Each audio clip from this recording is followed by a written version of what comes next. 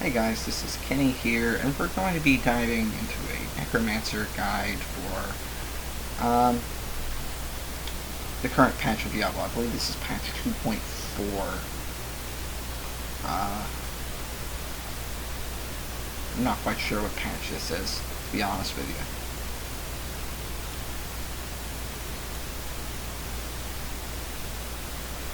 So, whenever the game loads, of course,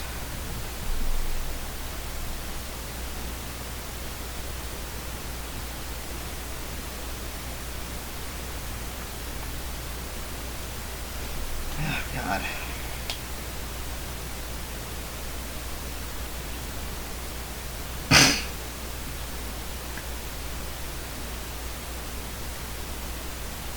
Alright, so once we get logged in, we're going to be taking a look at the Inarius pet build, which is currently the top tier group build for the Necromancer, specifically involving the Inarius set and a command skeletons with skeletal mage build. Alright, so what we're looking at, again, the game's not wanting to work. Okay, here we are. Let's switch out of this. Gotta go Lucius. Come on. Okay.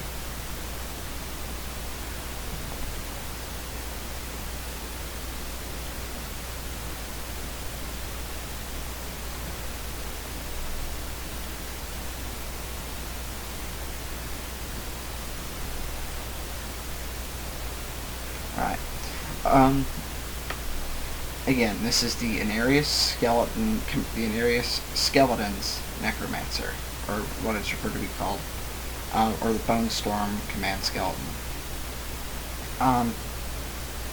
This is a very strange build because you're working with an unlikely combination of the melee Inarius set and the natural summoner capabilities of the class. The Inarius Skeleton Necromancer is a capable Rift Guardian killer spec, and this is a pure single target, multiplayer oriented spec. And this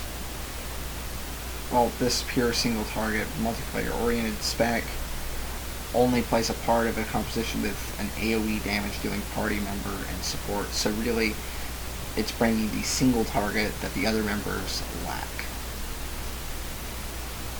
Or at least how it looks like.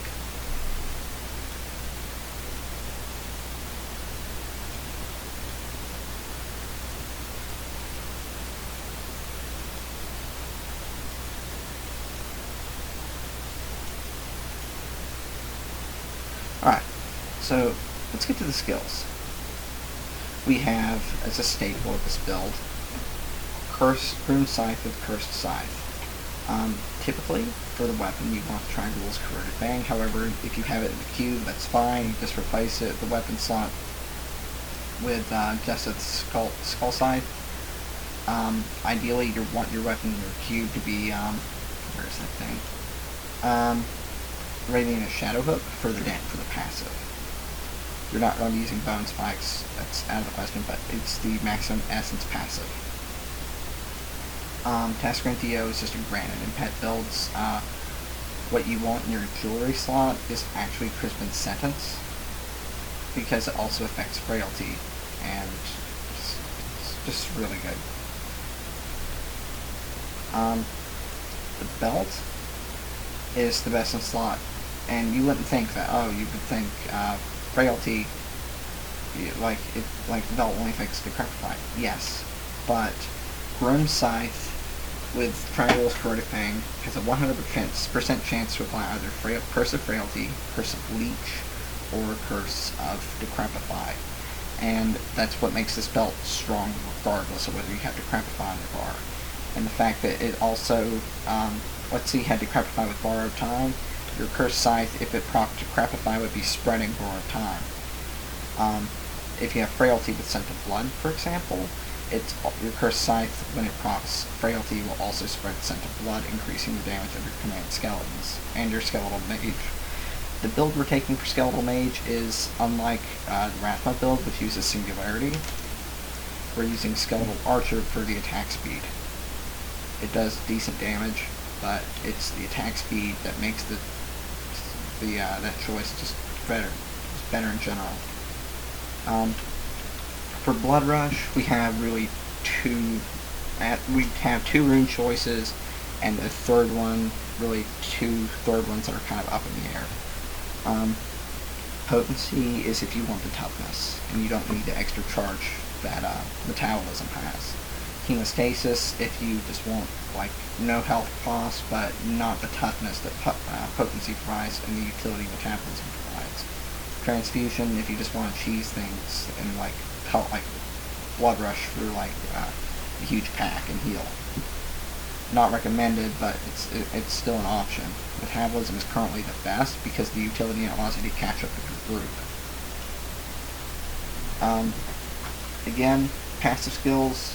The best one is Extended Servitude because it increases the duration of your Skeletal Mage. And you always want at least one of these guys out. At most 3 for to get the stacks up quicker. Overwhelming Essence, just a given. Final Service with pet builds, it's good as a last resort. It's sort of like that one thing for the Witch Doctor. Except this thing also kills your pets and heals you back to that health. Spreading Malediction is currently, in my opinion, the best talent for Necromancer. However, Swift Harvesting is also very strong because it increases your essentially increases your essence generation by 15%. Spreading Malediction is just a raw damage increase for every enemy afflicted by your curses from Cursed Scythe and Frailty. So for me, Spreading Malediction is better. However, Eternal Torment's also decent because if you can cleave things, your curses last forever and cost 50% less essence. It's good for kiting.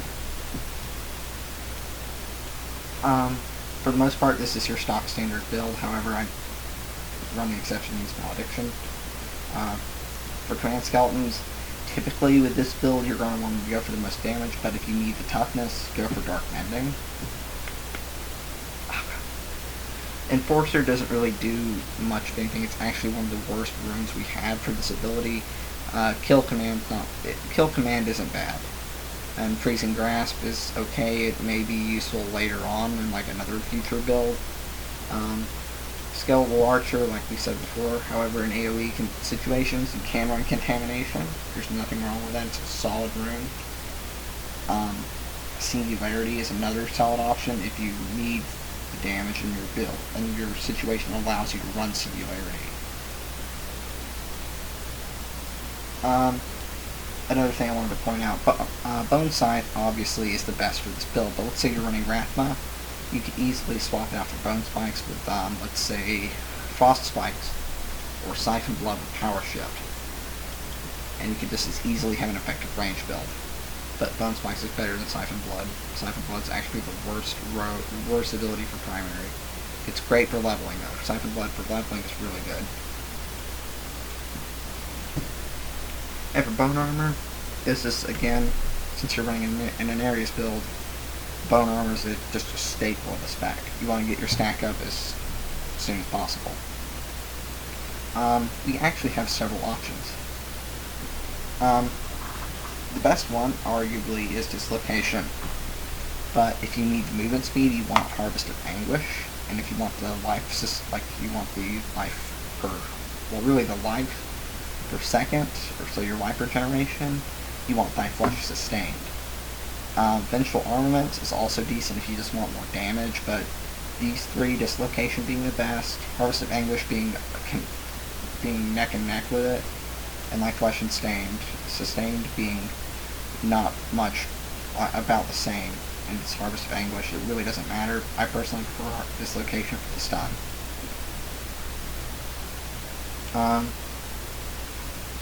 Frailty, since this is a pet build, you want Scent of Blood because cursed enemies take 15% increased damage from your minions. The other runes for Frailty aren't as good, however, there is a bit of a split. Some people prefer Early Grave for Frailty, and some people prefer Scent of Blood. I prefer Scent of Blood, others prefer Early Grave. kind of how the Crackify was with the Bone Storm. It was like it was between Dizzying Curse or Bar of Time. So, yeah. And that's pretty much all you need to know for like your skills and rings, or your skills and passives. For your gems, you want Bane of the Stricken, because this affects like every enemy you hit with your Corpse Scythe, and even your pets have a chance to proc a secondary Bane of the Stricken, and that being your offhand Bone Ringer. And basically, this makes it to where the damage bonus of your command skeletons increases by 30% per second the longer they spend attacking the same target. Convention of the Elements is your best ring, like for your second slot.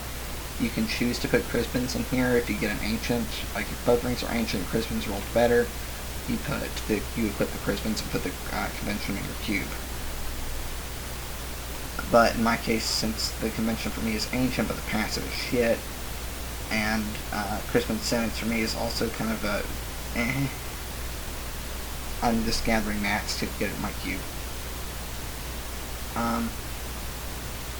The weapon you want in your well, the gems that you want obviously are all intelligence, like for your torso, pants, and offhand if it has a socket, of course. For your weapon, obviously it's going to be an emerald. You're not running a Thorns build, like Trigold's pet build, so you're not running a socket. And for your helmet, since this build doesn't really have any cooldowns at all, you want a Flawless Royal Amethyst with the life. For the gems, again, like outside of these, you want Bane of the Trapped in one of your gem slots, as well as the Enforcer. Basically, the gems this build uses is identical to the Legacy of Nightmares Spirit Barrage Witch Doctor, which is really cool. So like if you build like one of these, you can just like transfer the gems over to the other, and basically, yeah. Thing is, at least as far as I know, there has not been a Legacy of Nightmares build for the Necromancer yet. There probably will be. I'm actually looking forward to whenever there is one, because it's something pretty cool.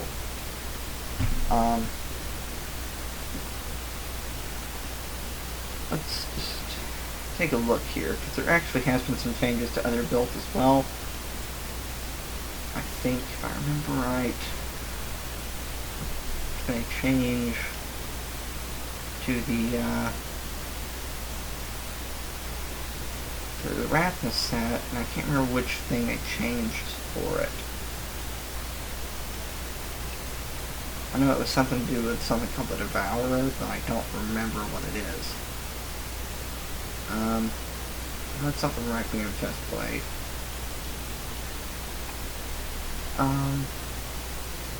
What is it?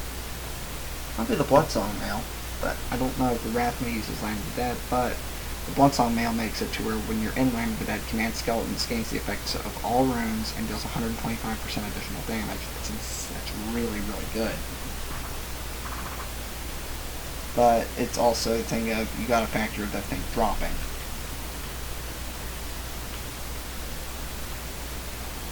And I guess, like, basically, like, the only thing left to talk about is, like, the rotation for this. And it's kind of an interesting one. It's a little strange, but it's also really strong.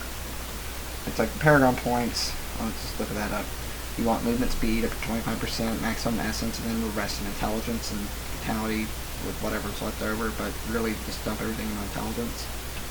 For offense, crit hit chance, crit hit damage in no particular order, and attack speed.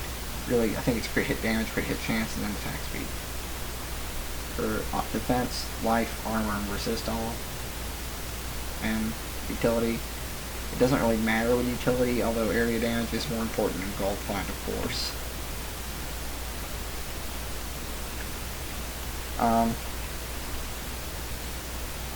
And the rotation is basically the same as any Inarius build, and you start off with an activation of your bone armor, trying to get its 10 stacks as soon as possible. Since you are a Rift Guardian killer, you're going to be spending most of your time going up to the Guardian spawn by assisting your support in AoE DPS. While you still can, and rather should, set your command skeletons on bigger targets like elites, so your blues and your yellows.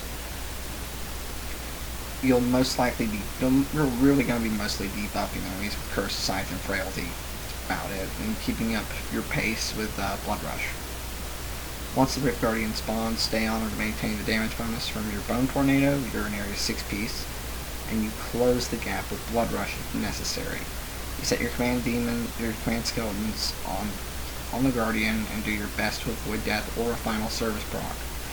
Since Final Service procs resets your Bone Ringer stacks, and mishaps like that can actually spell doom for the run mid to late in the fight.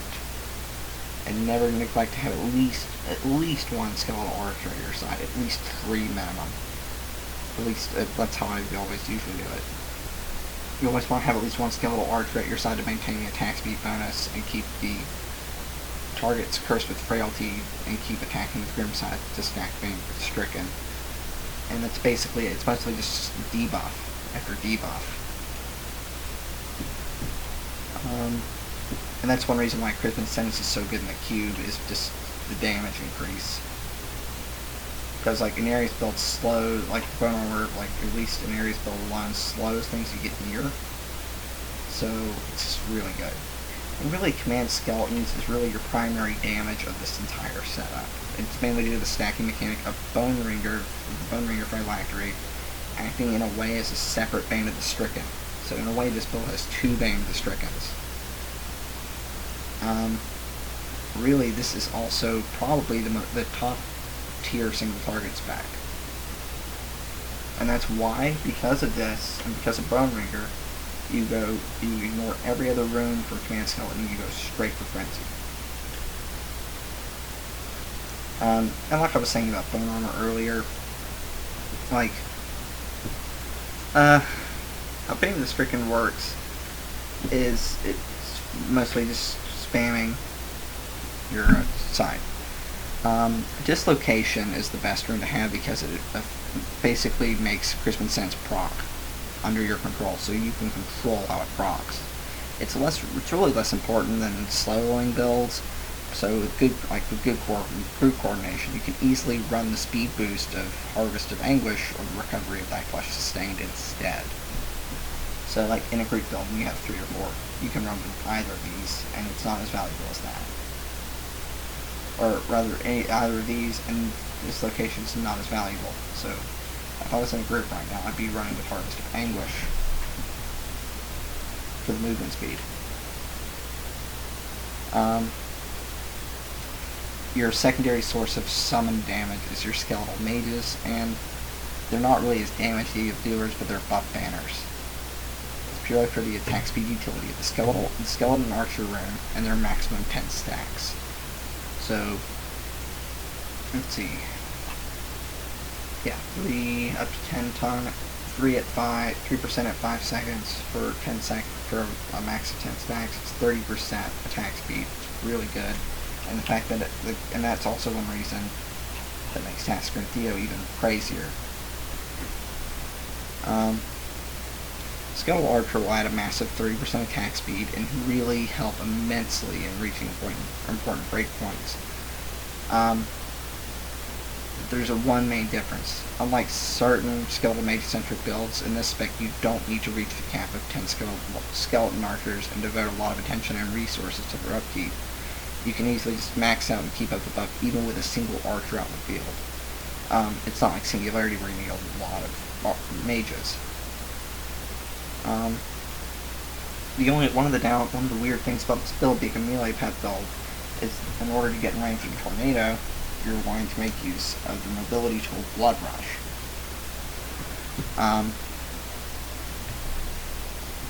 In endgame, which when you're fully optimized in endgame for group content, you can actually afford to improve your speed with the double charges of metabolism to catch up more easily with nimble supports like just about anything really, even a wizard.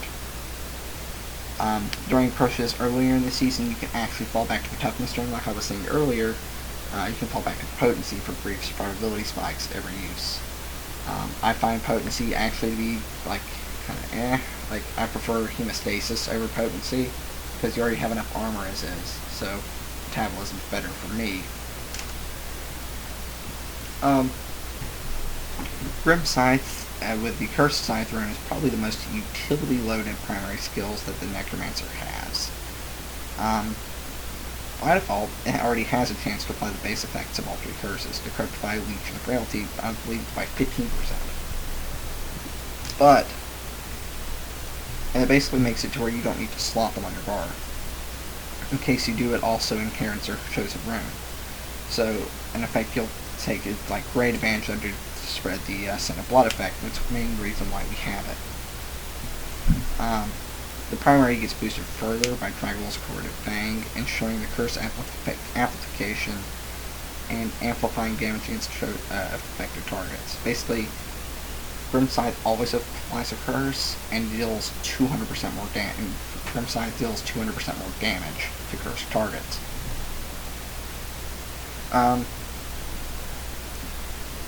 For the most part, we have a lot of freedom in deciding our equipped curse. The best recommendation that we have currently is Frailty with Scent of Blood that will improve your command skeleton's damage by 15% for the duration of the fight. Or rather the Rift Guardian fight. And then inflict an immediate killing blow to the Rift Guardian when he reaches 15% health. That's why Frailty is really good. If your group feels the need for a faster Rift Clear, you can switch to the Early Grave rune to cull any afflicted enemy at 18% health. Spam throughout the clear, this will help your AoE teammate more. So, Early Grave is better for like AoE. Scent of Blood is better in general or single target.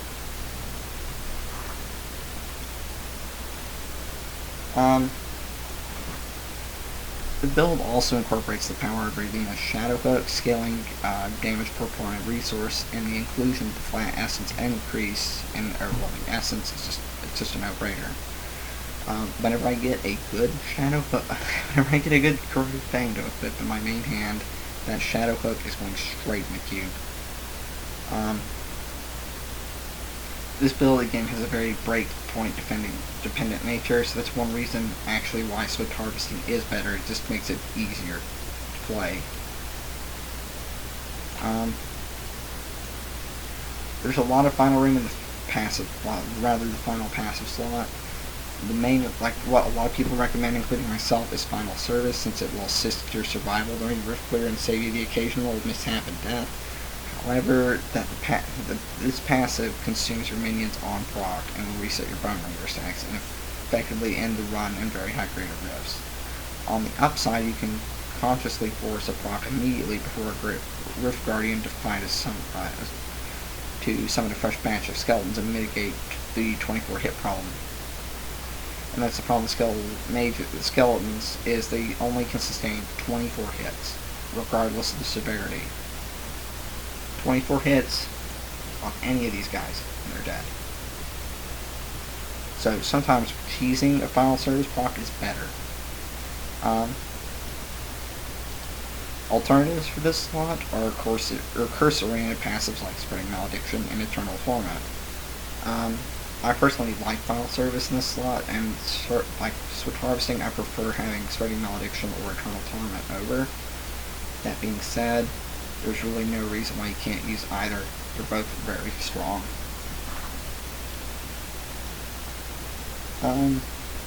But yeah, this is basically the short version of the Necromancer guide, and yeah, catch y'all later.